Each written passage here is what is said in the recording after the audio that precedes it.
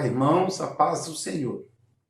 Vamos iniciar o nosso culto desta noite lendo a palavra do Senhor que se encontra em Efésios 6, versículo 10 ao versículo 18, que diz assim: Quanto ao mais, sede fortalecidos no Senhor e na força do seu poder. Revesti-vos de toda a armadura de Deus, para que poderdes ficar firmes contra as ciladas do diabo. Porque a nossa luta não é contra o sangue e a carne, e sim contra os principados e potestades, contra os dominadores deste mundo tenebroso, contra as forças espirituais do mal nas regiões celestes. Portanto, tomai toda a armadura de Deus para que possais resistir no dia mau, e depois de terdes vencido tudo, permanecerdes inabaláveis. Estai, pois, firmes, cingindo-vos com a verdade e vestindo-vos da couraça da justiça. Calçai os pés com a preparação do evangelho da paz, embraçando sempre o escudo da fé, com o qual podeis apagar todos os dardos inflamados do maligno.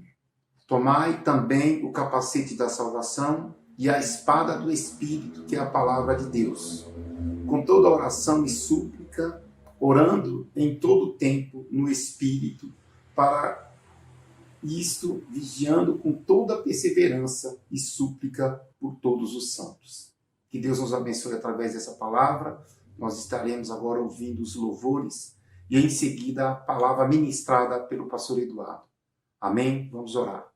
Pai Santo, nós agradecemos a Ti por esse momento, pedimos a Tua bênção, Senhor, sobre esse momento de louvor, que o Senhor possa, Deus, receber os nossos louvores nesta noite. Abençoa também a vida do pastor Eduardo. Ó Deus, que o Senhor esteja colocando a Tua mão poderosa sobre a sua vida, ó Deus, para que sejamos alimentados através da Tua palavra. Usa o Teu servo, Senhor, nessa noite. É o que nós te pedimos, em nome de Jesus. Amém. A graça e a paz a todos os irmãos que estão aí espalhados, reunidos nas suas casas, com seus familiares, com seus entes queridos. Espero que estejam todos protegidos e se protegendo, se precavendo neste momento, que vivemos um momento difícil, mas um momento passageiro. Nós estamos aqui reunidos, tomando todos os cuidados necessários para este momento de gravação. Queremos louvar a Jesus Cristo porque Ele pagou um alto preço por nós. Houve um momento em que Jesus Cristo estava reunido com seus discípulos, pregando a palavra, falando do amor de Cristo, e entra na casa uma mulher que começa a chorar compulsivamente, molhando os pés de Cristo com as suas lágrimas, e ela usava os próprios cabelos para secar os pés de Cristo. As pessoas ficavam pensando: olha, se Jesus Cristo soubesse quem é essa mulher, não deixaria que ela tocasse nele. E Jesus Cristo faz uma parábola ali, bem rápida. Ele fala assim: olha, havia um credor que havia duas pessoas que deviam para ele. Um devia 500, outro devia 50 dinheiros, e ambos foram perdoados. E ele pergunta para os discípulos: quem amou mais esse credor? O discípulo responde: suponho que aquele que devia mais. E ele responde: sim, bem disseste. E ele fala isso para mostrar para a gente que aquele que percebe, aquele que entende o quanto é devedor, o quanto é pecador, esse mais ainda entra na presença de Deus em uma postura de humilhação, de redenção, de se colocar aos pés de Cristo, porque Ele é o único que pode nos salvar, é o único que pode salvar a nossa alma do inferno, é o único que pode nos salvar de nós mesmos, pois o homem tem uma postura que é destrutiva, ele destrói a si mesmo e aos outros que estão ao seu redor. E é por isso que nós estamos aqui, para louvar a Deus, porque Ele nos guarda, Ele nos protege, Ele nos resgata, Ele nos guarda de nós mesmos. E nos dá a Tua palavra, que nos aperfeiçoa, que nos transforma, que nos molda segundo a Sua imagem e semelhança. E a gente vai louvar o Senhor Jesus com toda a intensidade dos nossos corações, porque nós somos muito devedores, e Ele muito nos amou, pagando um alto preço por nós. Vamos louvar Jesus.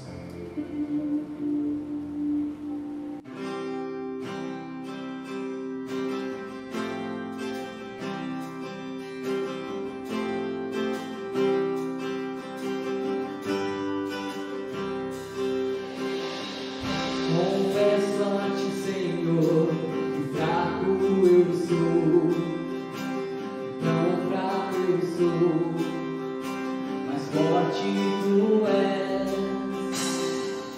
Eu venho a ti, Senhor, sem nada agradar. Só quero pedir, vem e ajuda, Deus.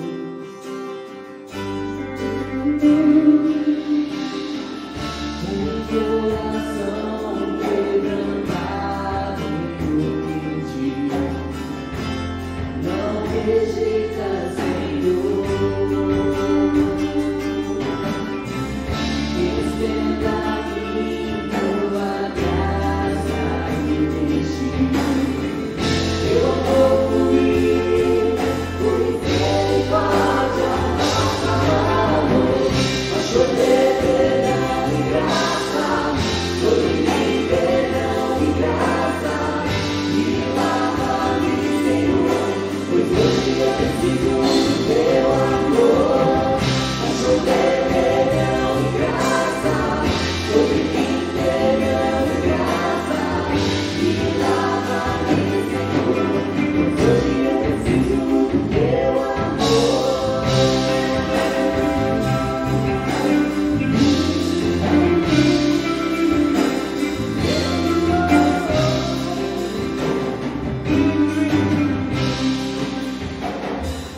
Confesso a ti, Senhor, que fraco eu sou, tão fraco eu sou, mas forte tu és. Eu venho a ti, Senhor, sem nada agradar. Só quero pedir, vem me ajuda, meu Deus.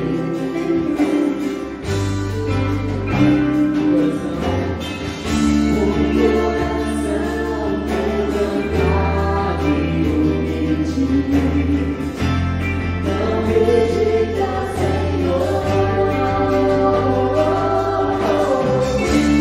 Estenda-me tua graça e deixe eu vou fluir por misericórdia, amor, mas chover perdão e graça, sobre mim perdão e graça, me lava-me, Senhor, pois hoje eu preciso do teu amor, mas chover perdão e graça, sobre mim perdão e graça, me lava-me, Senhor, pois hoje eu preciso do teu amor, mas chover perdão e graça, sobre mim perdão e graça, me lava-me, Senhor, pois hoje eu preciso do teu amor, mas chover e graça, sobre mim perdão e graça, me lava-me, Senhor, pois hoje eu preciso do teu amor.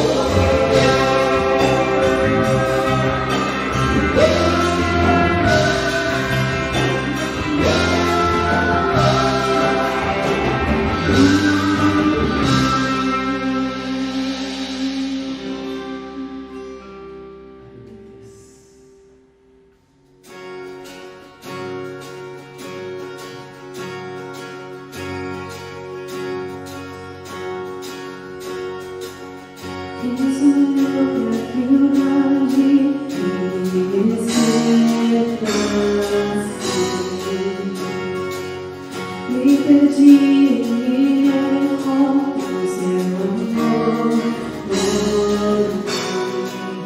seu amor, quem Deus libertar, ninguém vencerá. Sou filho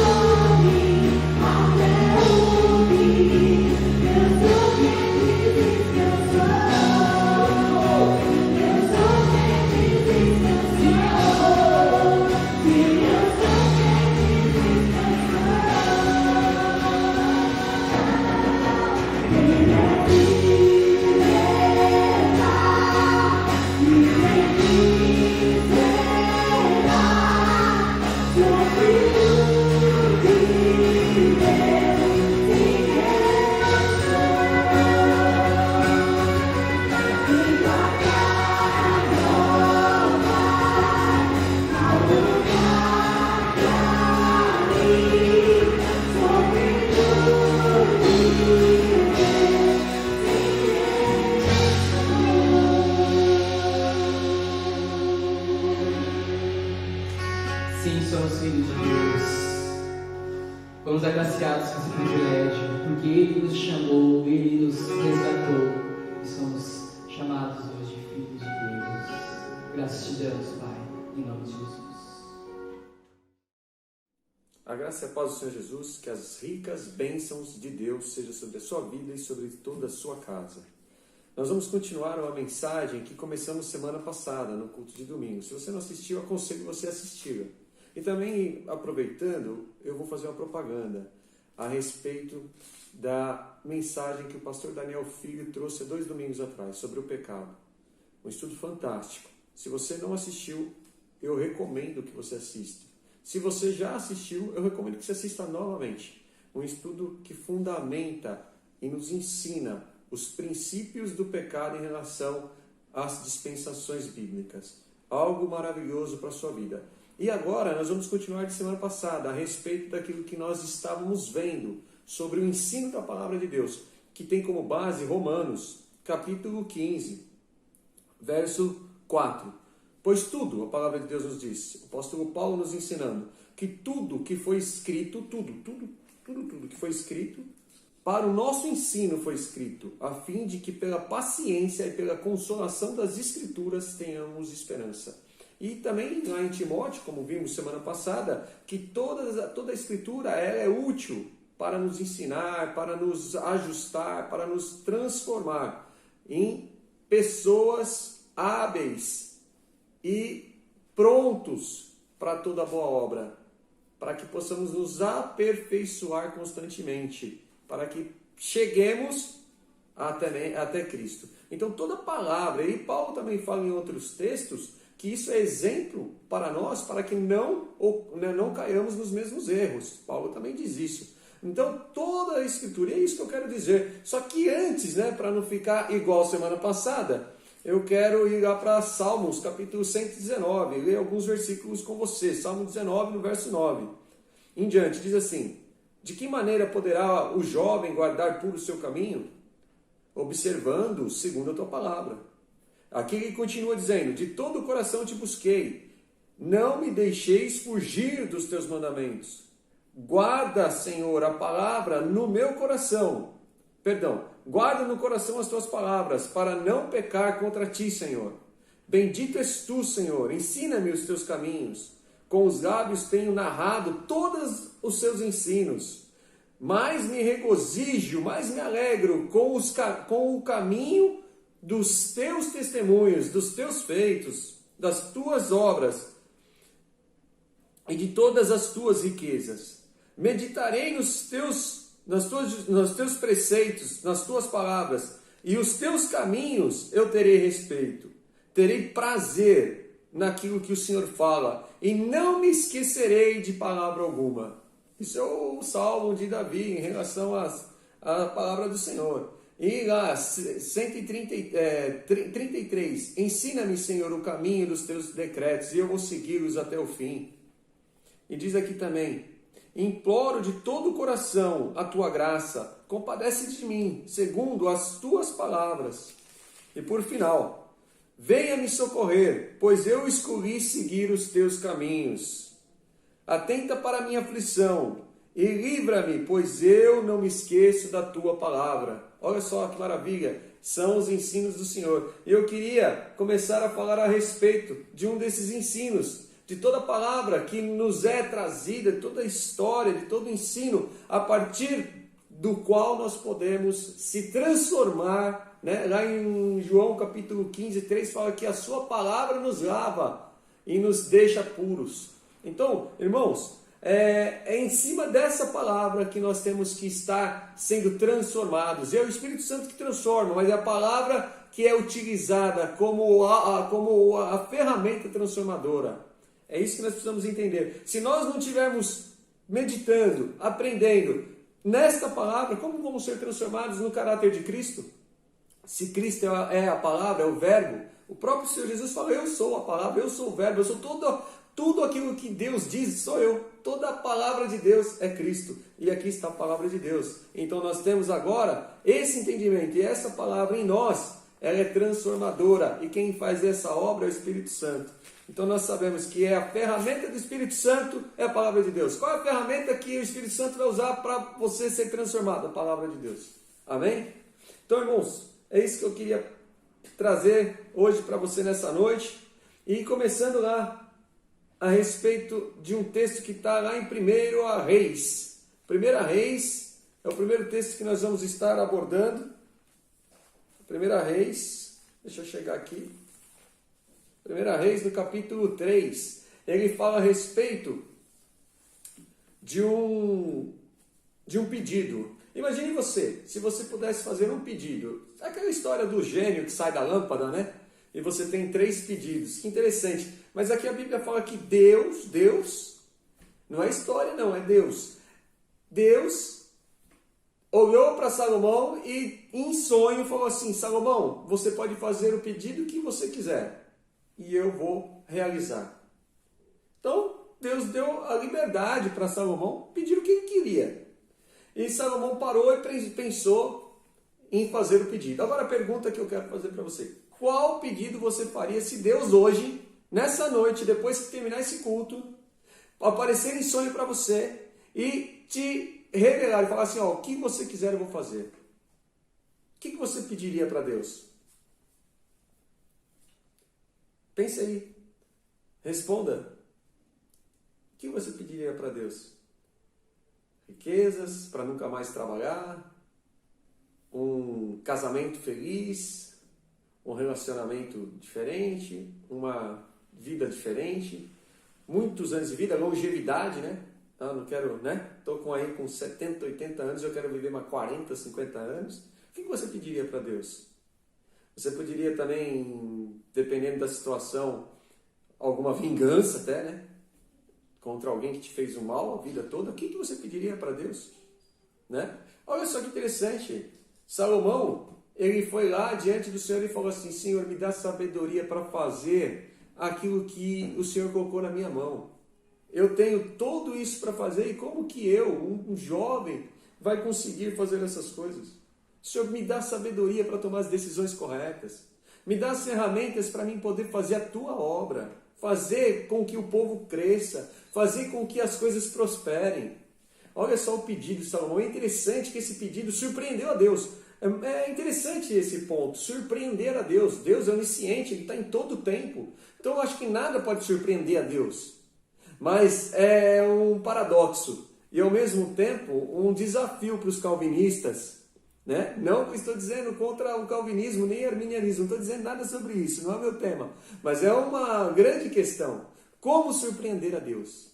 Se Deus sabe todas as coisas, em todos os tempos, mas se você entender que em um determinado momento do tempo algo aconteceu diferente, por reação ou por uma ação de um dos filhos de Deus, isso pode surpreender a Deus. Talvez é difícil de entender, e eu não quero colocar isso para você agora, mas eu quero que você saiba que é possível surpreender a Deus. E Salomão surpreendeu a Deus com o pedido dele, ao ponto que Deus fala assim para ele, vamos ler junto lá. Disse-lhe Deus, já que pediste esta coisa e não pediste longevidade, nem riquezas, nem morte dos teus inimigos, mas pediu entendimento para discernir o que é justo e fazer a minha vontade aqui, eis que faço segundo as tuas palavras. E te dou um coração sábio e inteligente, de maneira que antes de ti não houve ti igual, nem depois de ti o haverá. Também até o que não pediu, ou não pediste, eu vou te dar. Eu vou te dar riqueza, vou te dar glória, que não haja teu igual entre os reis, por todos os dias, se andares nos meus caminhos, guardares as minhas palavras e os meus mandamentos, como mandou Davi teu pai, e também vou te dar longevidade, vou prolongar os teus dias. Então, irmão, olha bem, minha irmã, ele pediu sabedoria, ele pediu entendimento para caminhar na palavra de Deus, para caminhar na obra de Deus. O que Deus deu junto com o entendimento, com a sabedoria? Deu riqueza, deu paz para que os inimigos não o atormentassem e deu longevidade de dias. O pedido certo.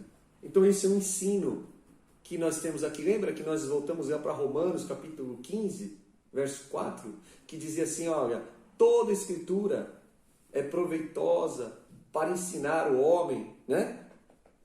Tudo aquilo que foi escrito. Então isso foi escrito, então é para o nosso ensino.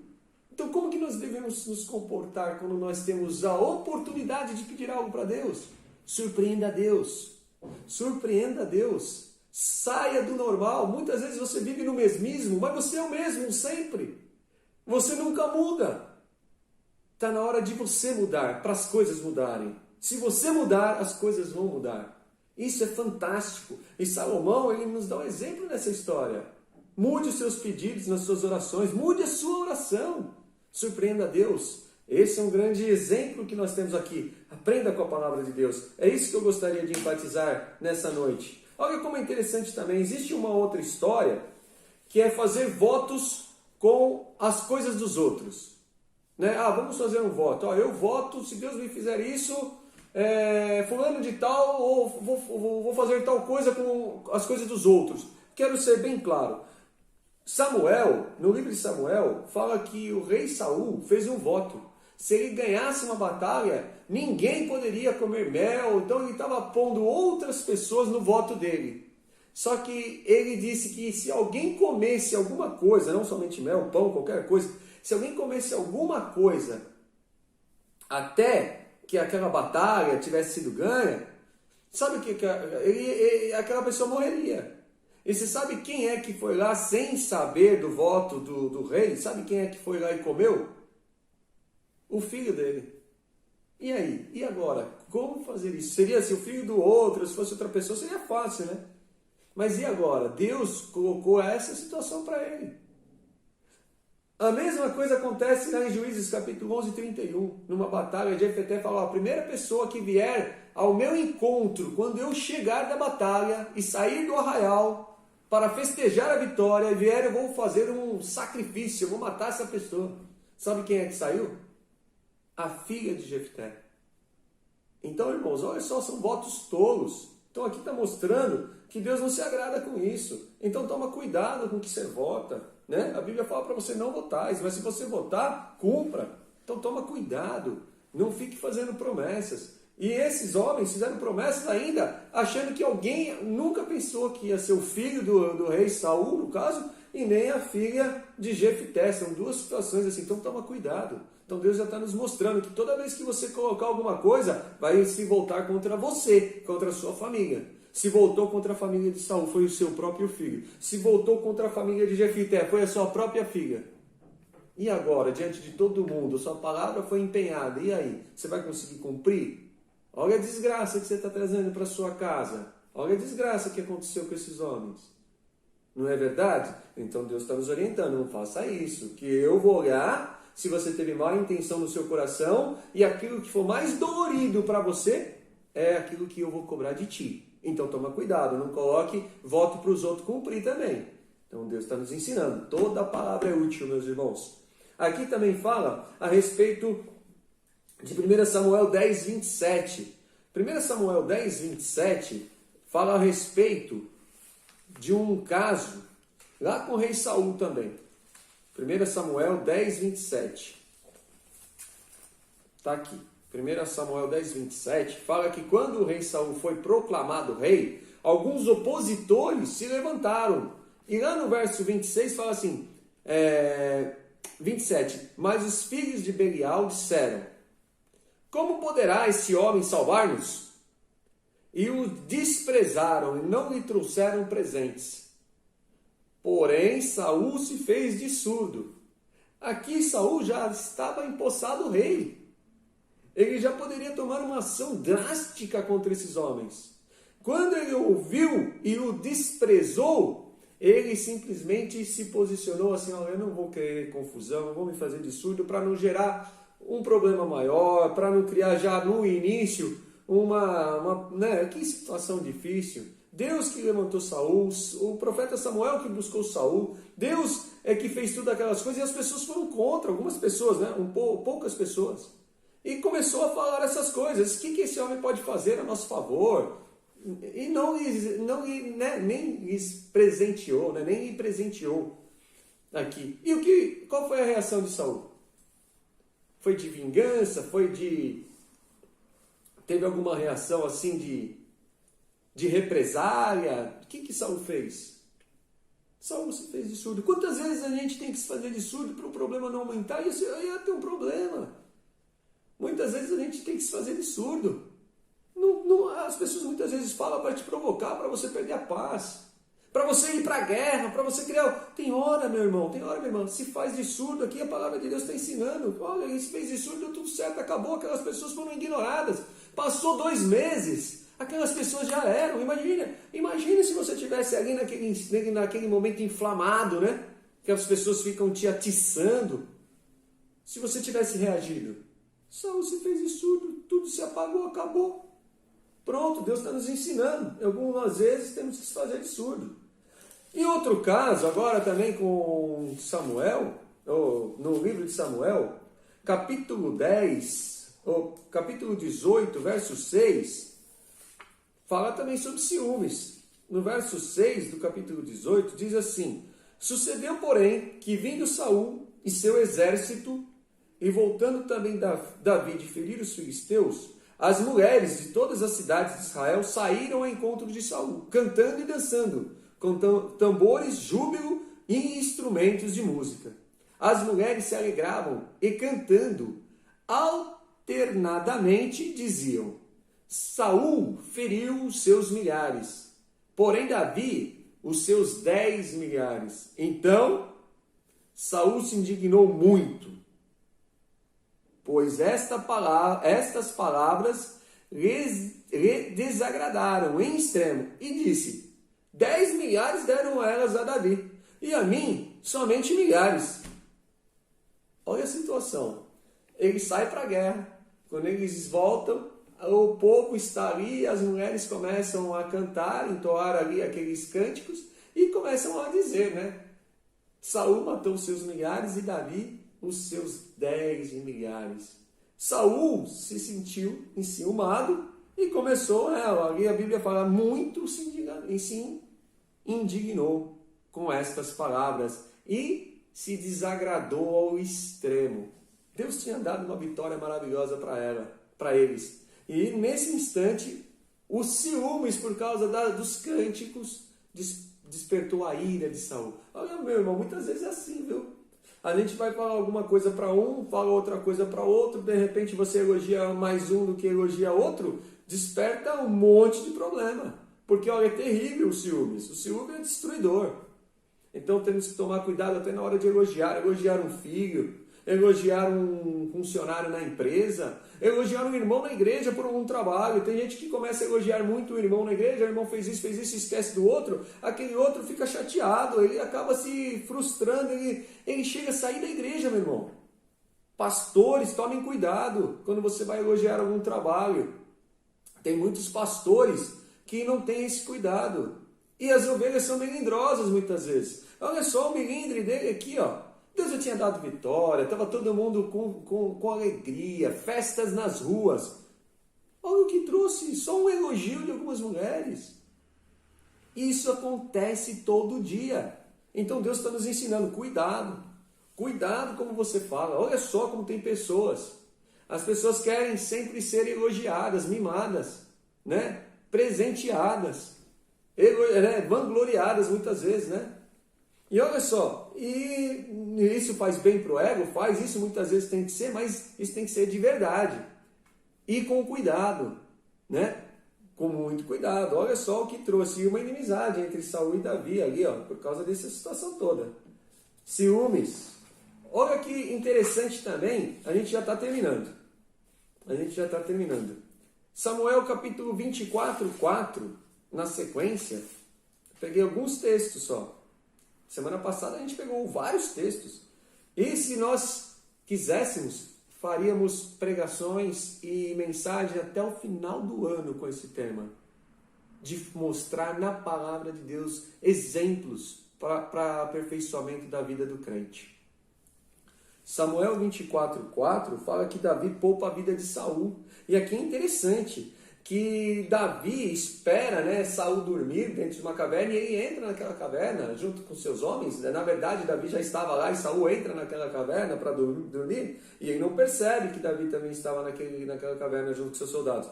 E ele vê todos dormindo e Davi vai lá e corta um pedacinho das vestes de Saul. Só que um dos homens, vários homens de Davi, olha o que eles dizem para Davi. Verso 4 do capítulo 24. Então, os homens de Davi lhe disseram: hoje é o dia do qual o Senhor te disse: eis que entrego nas mãos o teu inimigo, e far-lhe-ás o que bem te parecer. Levantou-se Davi e furtivamente cortou a orla do teu manto. Sucedeu, porém, que depois sentiu Davi bater-lhe o coração por ter cortado a orla do manto de Saul. E disse aos seus homens: o Senhor me guarde de que eu faça mal ao meu Senhor, porque ele é ungido de Deus. Então, olha só, os que estavam com Davi falam assim: olha só, estamos fugindo tantos anos de Saul e hoje Saul entra na caverna, isso é de Deus, para você matar o seu inimigo. Olha só, como que pode? Olha só, o que você está esperando? Isso é um sinal de Deus. Imagine só, Davi fugindo de Saul, ele vai e se esconde numa caverna para dormir. E quando ele está lá na caverna, Saul entra bem naquela caverna para dormir também e dorme. E Davi quietinho ali espera eles dormir. E agora os inimigos de Saul estão na mão dele. Aqueles soldados que estavam com Davi diz o quê? Isso é um sinal de Deus, velho. Deus deu os seus inimigos na tua mão. É só você matar, está tudo resolvido. O que Davi fez? Fora de mim tocar no meu Senhor, o rei de Israel, que um dia foi ungido de Deus. Foi o ungido de Deus. Então, meus irmãos, muitos crentes te levam a pensar desse jeito. Olha, Deus te deu isso. Olha, se Deus fez isso é porque está certo. Olha, isso é um sinal. Será mesmo? Se ele tivesse matado o rei Saul, ele tinha feito conforme esse livro? Não tinha, né? Ele tinha seguido a ordem dos profetas? Não tinha, né? Maldito é aquele que levanta a mão contra o ungido do Senhor. Ele lembrou dessa palavra que estava aqui. Mas se ele fosse ouvir aqueles que estavam perto dele, então não ouça quem está perto de você não, viu? Ouça a palavra de Deus. Muitas vezes você quer ouvir quem está perto de você. Cuidado, cuidado. Se ele tivesse ouvido os amigos, ele não ia ser o grande rei Davi. E você não vai ser o grande, ou você não vai ter a grandeza, ou você não vai ter a bênção se você ficar ouvindo aqueles que estão perto de você e não ouvir a palavra de Deus. Davi só foi um grande rei de Deus porque ele não ouviu os amigos e ouviu a palavra antes de qualquer um. Não que os amigos, muitas vezes, os irmãos não dão um bom conselho, mas está de acordo com a palavra? Cuidado. Outro ensinamento. Olha que interessante agora em 1 Samuel 28:8. 28:8 fala que Saul, ele foi, no final da vida dele, ele foi consultar uma necromante. Necromante é aquela pessoa que invoca mortos para que eles voltem como médium, né? O médium que ali ele diz ser um canal dos espíritos daqueles que já morreram. E ele foi atrás de feiticeiras para que novamente Samuel voltasse, Samuel já tinha morrido, para que ele consultasse Samuel, para que ele falasse alguma coisa da parte de Deus. Tem crentes que dependem de outras pessoas para ouvir a palavra de Deus. O rei Saul ficou tão dependente de Samuel que ele não conseguia ter uma ligação direta com Deus. E quando Samuel morreu, não tinha como falar com Samuel, ele vai lá numa necromante para que ela consulte os mortos, para que ela busque Samuel, o espírito de Samuel, para falar com ele, porque ele se tornou dependente. Tem um monte de crente que é dependente. Dependente do pastor A, dependente do pastor B. Se eu não for se fulano de tal não fizer, eu não viro para a esquerda. Eu não vou comprar aquilo lá se eu não falar com fulano. Eu não ando para frente, não ando para trás, não levanto, o cara fica preso. De repente aquele pastor, aquele profeta, chegou ao extremo de fazer feitiçaria. a palavra de Deus fala que você não precisa ser dependente. Deus pode usar tanto o irmão para te abençoar hoje, o outro para falar, e pode falar com você no seu coração, um sonho, pode falar na palavra, pode falar na hora que você está na oração. Você não precisa ser dependente de ninguém.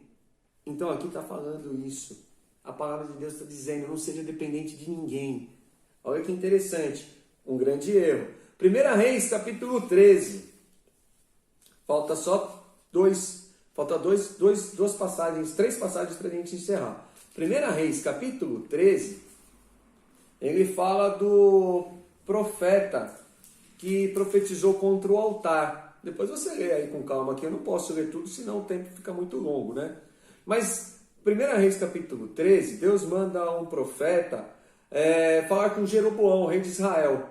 E nessa época, Jeroboão estava se afastando de Deus e começou a construir altares e até bezerros de ouro para desviar o povo de Deus. E esse profeta foi enviado da parte de Deus para profetizar contra o altar. E quando ele vai lá, profetiza, o altar quebra, a mão do rei fica seca, acontece um monte de coisa. Só que Deus tinha dito uma coisa para ele: não volte pelo mesmo caminho e não coma e nem beba enquanto você estiver nessa missão. E ele fez exatamente. Depois que tudo acontece, ele volta, o rei até oferece comida para ele e tal. Ele fala, não, Deus falou para mim não fazer isso. Eu não vou comer, não vou beber, não vou posar e não vou voltar pelo mesmo caminho. Vou seguir o que Deus falou. E aí, no momento que ele se retira, o profeta velho ouve essa história e toma caminho, encontra esse profeta da parte de Deus, que tinha ido falar com Jeroboão, e diz o seguinte, olha, vem na minha casa, descansa, dorme lá, come alguma coisa, depois você volta para a sua casa. Pega o caminho amanhã de manhã. E esse profeta de Deus disse, não, Deus falou para mim não voltar pelo mesmo caminho, não comer, não beber e não parar em casa de ninguém. Ele falou, não, calma. Um anjo de Deus veio para mim agora, eu sou profeta que nem você, e um anjo de Deus veio para mim, tá lá, quer ver?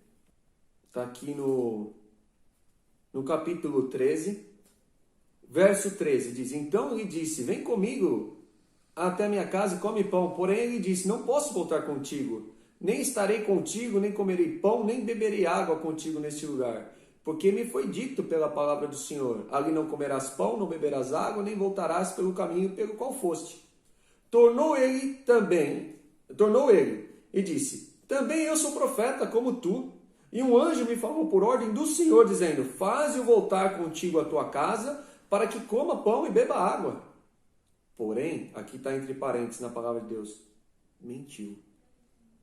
Então voltou ele, comeu pão em sua casa e bebeu água. Estando ele à mesa, veio a palavra do Senhor, o profeta que tinha enganado ele, o mentiroso, e clamou ao Senhor de Deus, que viera de Judá, dizendo, assim diz o Senhor, porque foste rebelde à palavra do Senhor, e não guardaste o meu mandamento, que o Senhor te deu, antes voltaste, comeste pão e bebeste água no lugar que eu te disse, não comerás pão, nem beberás água, e o teu cadáver não entrará no sepulcro dos teus pais. Que situação. E se você continuar a história aqui, um leão vai encontrar esse profeta da parte de Deus e vai matar ele no caminho. Isso me lembra, sabe o quê? O que está escrito no livro, nas epístolas de Paulo. Ele diz assim, nem que um anjo do céu traga outro evangelho, que não seja esse que vos tenho ensinado, mesmo que o anjo do céu traga, não ouvis. E seja maldito aquele que der ouvido. Então, o próprio apóstolo Paulo está nos ensinando, mesmo que um anjo do céu venha trazer outro evangelho, não é para que nós... Esse é o evangelho de Deus, não tem outro evangelho. Aqui essa história desse profeta mostra claramente que nós não podemos dar ouvido a outro evangelho, que não seja esse que foi anunciado pelos apóstolos, pelos profetas, dentro da história.